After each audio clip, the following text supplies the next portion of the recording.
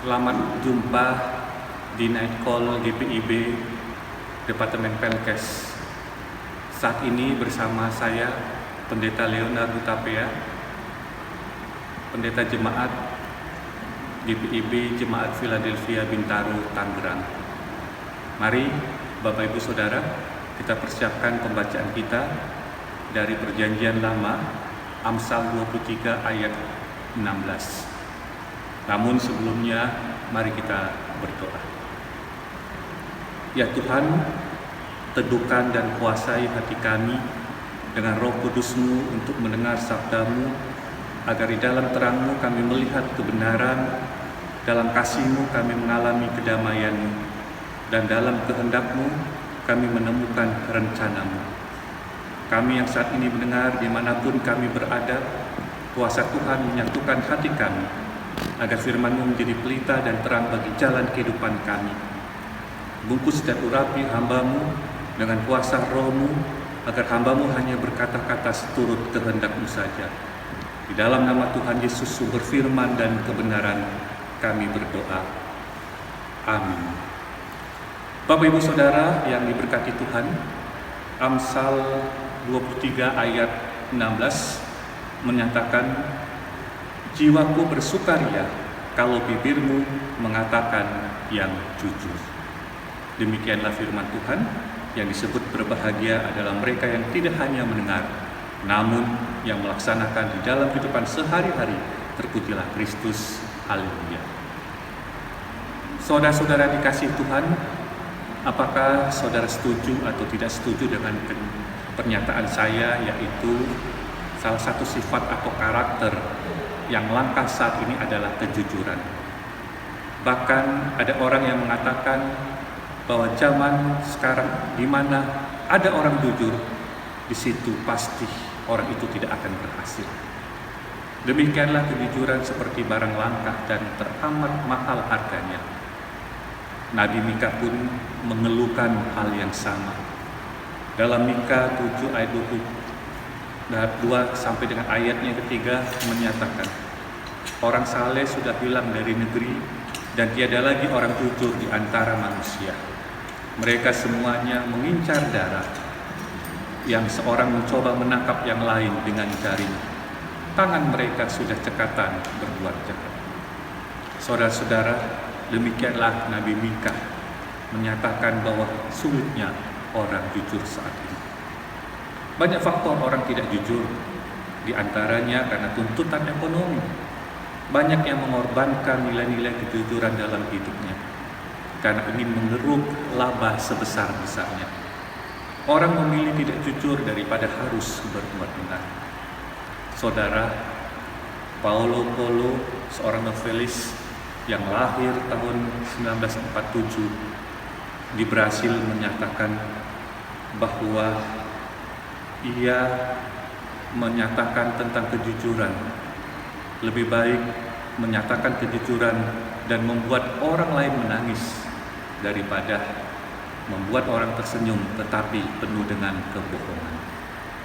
Kejujuran memang kadang-kala menyakitkan, bahkan membuat kita merasakan tekanan yang sangat ketika kita akan menyatakan yang sebenarnya. Namun dengan kejujuran kita akan dimampukan untuk melewati satu kondisi yang pada awalnya terasa berat, namun pada akhirnya kita merasakan kelegaan atas kejujuran yang diungkapkan. Saudara, memang dengan menyatakan suatu kejujuran mungkin tidak membuat Anda memiliki banyak teman, tetapi akan selalu membuat Anda menjadi teman yang tepat bagi orang lain yang sungguh-sungguh rindu akan kejujuran saudara. Mengapa? Karena kita tampil apa adanya, tidak ada yang ditutup-tutupi atau hanya sekedar membuat orang lain senang. Kejujuran adalah lurus hati, kalau kita boleh maknai arti daripada kejujuran. Tidak berbohong, tidak curang. Dalam suatu permainan, dua pemain sepakat untuk mematuhi aturan sehingga mereka tidak curang. Disitulah letak kejujuran. Berkata apa adanya, mengikuti aturan yang berlaku, tulus ikhlas, tidak munafik atau bermuka dua. Di depan baik, tetapi di belakang menyatakan hal yang tidak baik kepada seseorang. Jujur berarti juga adalah ya dan adalah ya, katakan ya dan tidak, katakan tidak. Sedangkan lawan dari jujur adalah dusta atau bohong. Berkata dusta berarti apa yang dikatakan bibir berbeda dengan isi hatinya. Alias berkata ya tetapi dalam hati tidak. Itulah yang dikatakan sebagai bagian daripada ketidakkonsisten antara hati dan yang diucapkan. Saudara, Alkitab dengan tegas mengatakan, jika ya hendaklah kamu katakan ya, jika tidak hendaklah kamu katakan tidak. Apa yang lebih daripada itu berasal dari si jahat. Matius 5 ayat 37. Sebagai orang percaya, berkata jujur menjadi bagian atau menjadi hal yang sangat penting, dan itu harga mutlak. Kalau dalam hati tidak, tetapi yang keluar mulut ya, berarti kita sudah tidak jujur, alias berdusta. Dusta adalah sifat dan perbuatan dari iblis. Dalam Injil Yohanes 8 ayat 44 mengatakan, iblislah yang menjadi bapamu, dan kamu tidak atau ingin melakukan kegiatan-kegiatan bapamu. Ia adalah pembunuh manusia sejak semula dan tidak hidup di dalam kebenaran. Apabila ia berkata dusta, ia berkata atas kehendaknya sendiri, sebab ia adalah pendusta dan bapa atas segala dusta. Maukah kita disebut sebagai anak-anak iblis? Saya percaya Bapak Saudara tidak mau. Oleh karena itu berusaha untuk selalu berkata jujur dan benar mulai dari hari ini, saat ini. Hal inilah yang sesungguhnya menjadi kesukacitaan bagi setiap orang yang berkata jujur. Dalam bacaan kita, pasal 23 dari Amsal ini, ayatnya yang ke-16 mengatakan, jiwaku bersukaria kalau bibirmu mengatakan yang jujur. Kitab Amsal yang merupakan kitab hikmat mengajarkan bagaimana berperilaku hidup berhikmat yang benar. Hikmat yang berasal hanya dari Allah. Oleh karena itu, Amsal hendak menyatakan bahwa berbicara kejujuran berarti terkait dengan ketulusan hati. Orang yang jujur dipimpin oleh ketulusannya, tapi pengkhianat dirusak oleh kecurangannya. Itu yang dikatakan dalam Amsal 11 ayat 3. Artinya, orang yang jujur tidak lepas dari ketulusan hatinya. Sebagai orang percaya apapun situasi dan keadaannya, kita dituntut untuk tetap hidup di dalam kejujuran. Di awal tadi saya katakan bahwa kejujuran merupakan sesuatu yang langka zaman sekarang. Ketidakjujuran hampir terjadi dalam setiap sendi kehidupan, baik dalam dunia bisnis, politik, pekerjaan sehari-hari, bahkan di dalam kehidupan rumah tangga. Bagaimana suami tidak jujur terhadap istri dan anak-anak. Begitu pula sebaliknya. Yang lebih parah Bapak Ibu Saudara, ketika kejujuran terjadi dalam dunia pelayanan. Sangat ironis, secara fisik sibuk dalam pelayanan di gereja atau dimanapun, tetapi ia menyatakan ketidakjujuran, kebohongan, kepalsuan, kemunafikan hidup.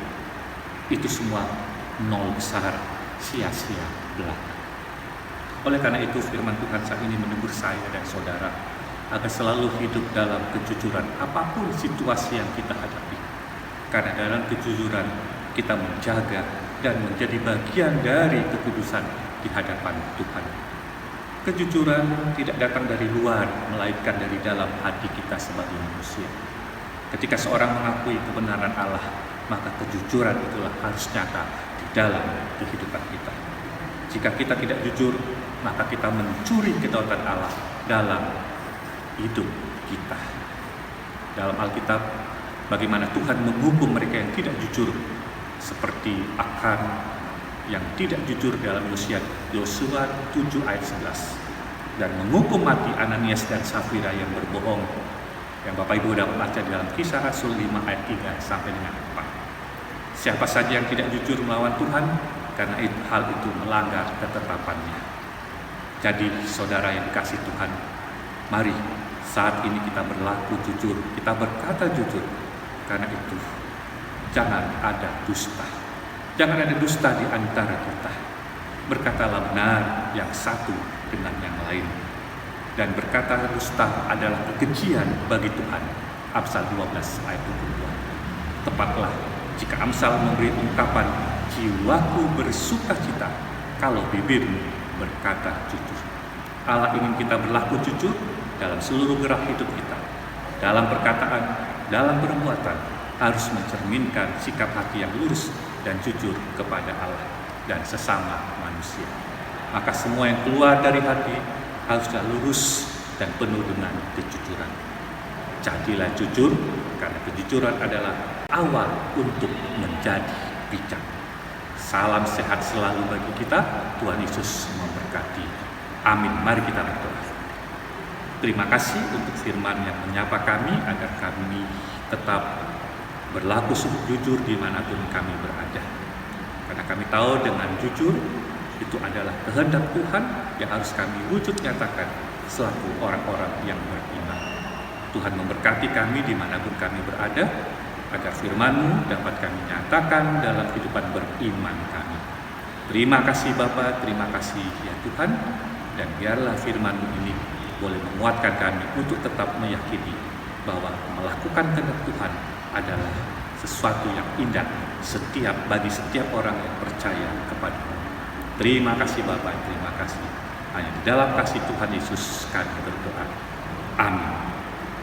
Terima kasih Bapak Ibu Saudara, dalam sapaan kita pada saat ini, Night Call GPIB. Sampai jumpa, Tuhan Yesus memberkati kita sekalian.